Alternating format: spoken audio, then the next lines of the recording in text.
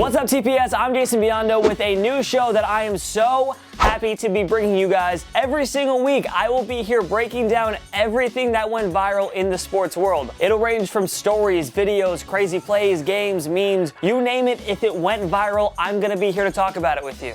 Also, make sure to watch to the end of the video because we are doing a huge giveaway. Like, it's huge. Am I allowed to join the giveaway? Because what we're giving away, I actually really want and need. Make sure to stay tuned to the end of the video because at the end, we're gonna be announcing what we're giving away to you guys. So stay tuned, watch to the end. Of course, make sure to subscribe and put on your notifications because we post videos every single day. Every day's a new video, so why would you not subscribe? It's a great idea. New videos all the time. Now, we've been talking about doing this show for quite some time now, and I think we finally got the perfect crew to put together something really, really original, something really fun that you guys are all gonna be able to enjoy.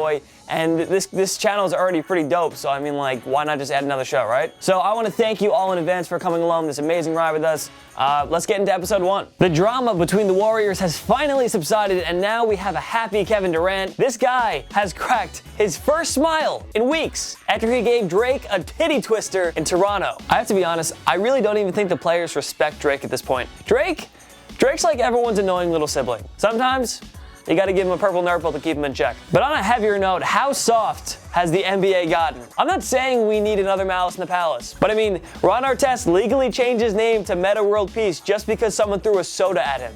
That's how messed up that situation was. But like, we can definitely do better than titty twisters. Remember that time that Jackie Moon fought a bear? Can you dig it? Jackie Moon!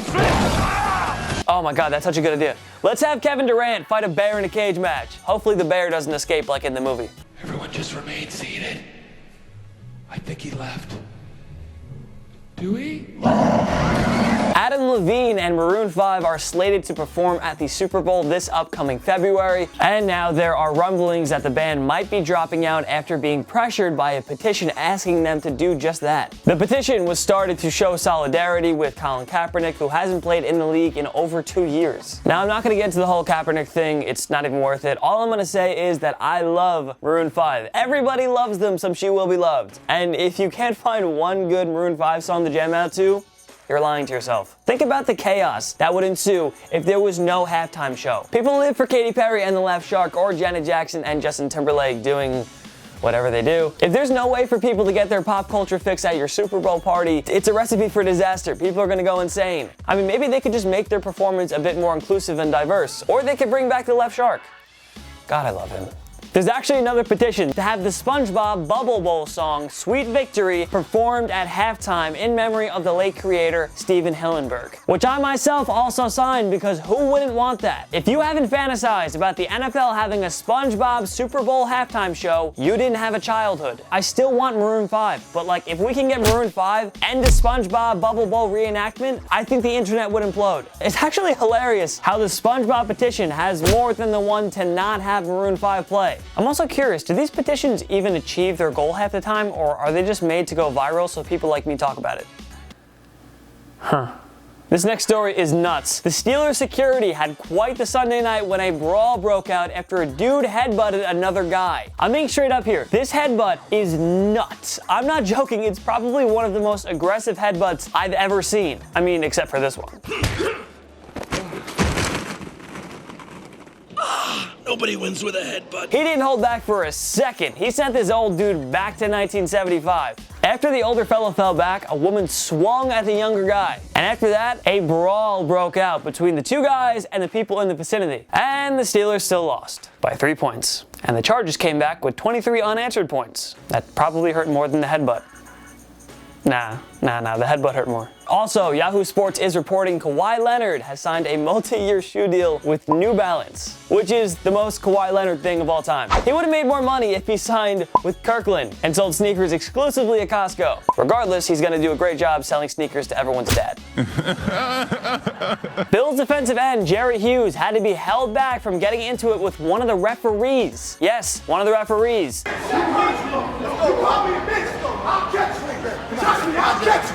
I'll catch you, guaranteed. Apparently, the ref called him a bitch. I'm not joking, a bitch. If that's true, that's an absolutely classless move by that official. Regardless, Jerry caused such a scene that you couldn't avoid it on social media. Yo, the craziest part is in the post-game interview, he denied the whole thing ever happened. What's anger? Who was angry? Yours. I was angry? That's the report. I mean, I lost the game, so I'm supposed to be angry. Who did? Unique. You. I did. Yeah. I did what? We saw you go up to the official. What did I say? If I did go up to the official, what did I say? You guys can come up with your own conclusions, but I mean, I don't know. That pretty much clearly happened. This story immediately made me think of that scene from The Longest Yard when Michael Irvin calls Adam Sandler a baby back bitch. Till he cried like a baby back bitch.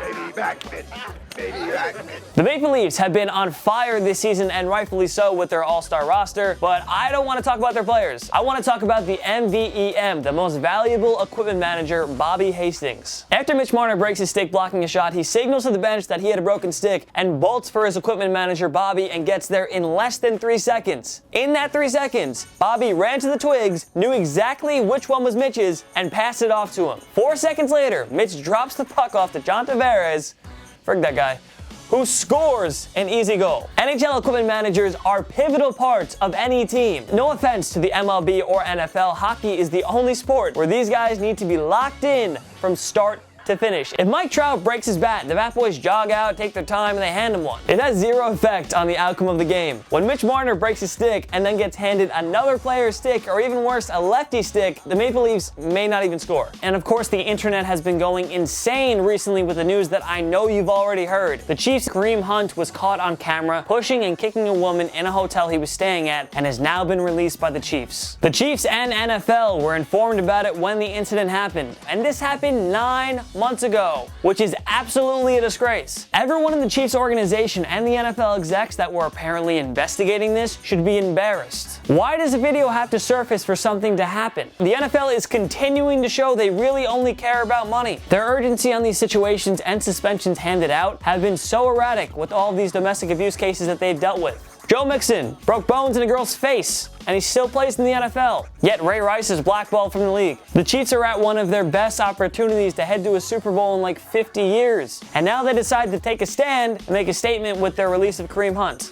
What about Tyreek Hill? He beat and strangled his pregnant girlfriend in college, and you still employ him. So tell me what the difference is. And now Kareem Hunt is released from the team because it was on camera? The NFL needs to do more to prevent these situations from happening and bring the hammer down on every player that commits these pathetic acts of violence. Now that being said, Kareem released a statement apologizing, and then he did an interview with ESPN apologizing for his actions again, which I think was definitely the right thing to do, and the first step to him potentially being brought back to play, if he is going to be brought back to play. We actually just did a whole video on everything that happened with Kareem, so if you haven't seen it already, go check it out on our channel. After 13 seasons, Mike McCarthy is out as head coach for the Green Bay Packers. Following the embarrassing loss to one of the NFL's worst teams, they brought Mike in, closed the door, and put him out to pasture. A move that most saw coming. This was a little unconventional as a mid-season fire, but apparently the Browns already had their eyes on McCarthy. Now the Packers will move forward with interim head coach Joe Philbin for the rest of the 2018 season. Now, I'm afraid to say it, but is my knee, Aaron Rodgers, overrated? I'm not saying he is or he isn't, but more than ever, I find myself thinking that. Nah. He's not. There's no way. My knee. He's my knee. He's the man. My knee. The craziest stat I've ever heard since this firing is that Aaron Rodgers is 0-37 when trailing by more than a point in the fourth quarter against teams with a winning record. Maybe he's not overrated, but just not clutch. I'm not really sure, but it's going to be interesting to see what 2019 brings the Packers. The Cowboys surprised everyone on Thursday night when they defeated the Saints, ending their 10-game win streak. But during the game, something really sketchy happened. An unknown man wearing Cowboys gear and a headset was on the New Orleans sideline holding a cell phone. People started asking questions immediately after the man was televised, accusing the game of being rigged and the Cowboys knowing all the plays because of this dude. Now the Cowboys guy on the Saints sideline, that alone is just sketchy, plain and simple. However, the Cowboys later released a statement saying that the mystery man was a member of the game day entertainment staff. He stands next to the green hat, who is the network TV person who works with the officials to coordinate TV timeouts. His job is to communicate to the internal TV board people when a TV timeout is coming and how much time is left in that timeout as they come out of a break.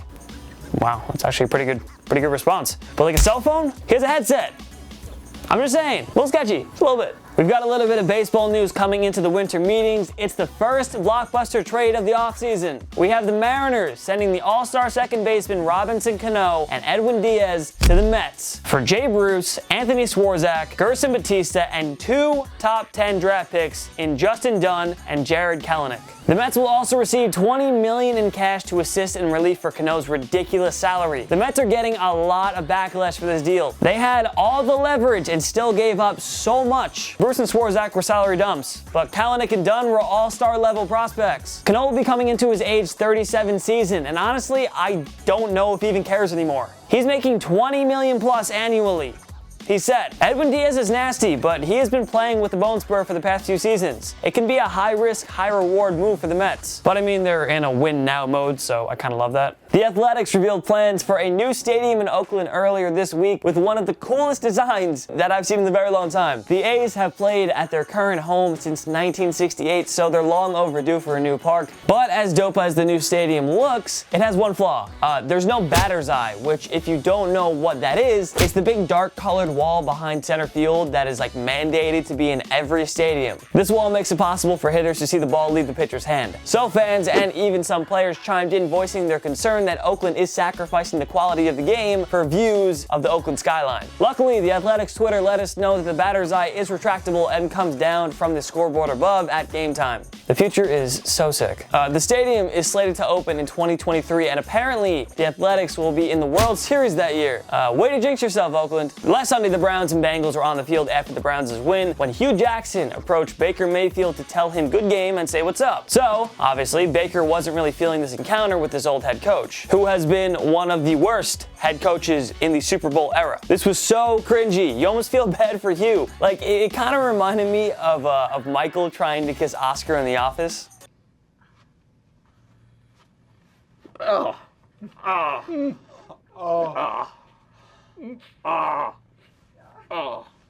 I did it. Following the game, Baker called Hugh fake, and he got some heat on ESPN's First Take. Days later, Baker says he still doesn't regret ripping Hugh Jackson. You honestly cannot hate Baker Mayfield as a player and a teammate. Regardless of the team he plays for, you have to respect the hell out of him for speaking his mind and not caring what people think. You know, every single player on the Browns is thinking the exact same thing as him, and only Baker has the balls to speak up. Jags corner Jalen Ramsey was all over Instagram and Twitter yesterday, but not for a pick six or an open field tackle.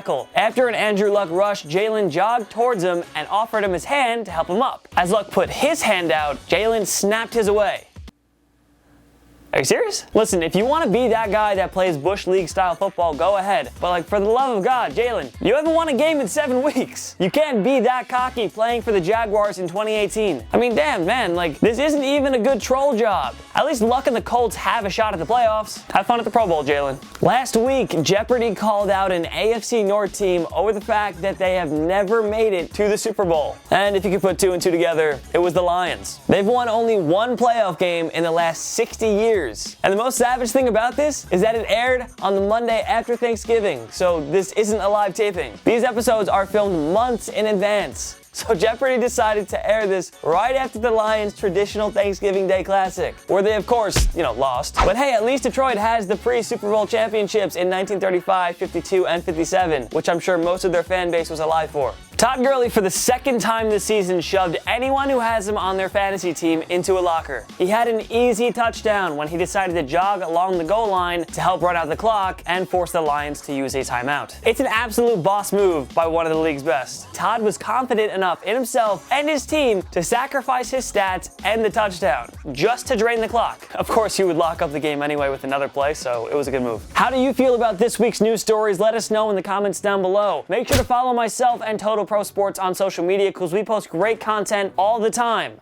All the time we post great content. So follow us. If you like this video, make sure to give it a like. We really appreciate it. And if this is your first time around TPS, make sure to subscribe because we post videos every single day. Every day is a new video, so why would you not subscribe? Now it is time for the giveaway. I am so hyped. We are giving away a $100 gift card of your choice to one lucky winner. It could be to Amazon, GameStop, Panera, the Cheesecake Factory, Best Buy, you name it, it's yours. The winner will be announced on next week's show, and it could be you. You sitting right there, right now, eating your cereal. I see you. Yeah, it's It could be you. You could win. The contest link will be in the description and pinned below, so after you click it, just follow the steps in order to enter. $100. Good luck. Thanks for watching. I'll see you guys next week. My knee.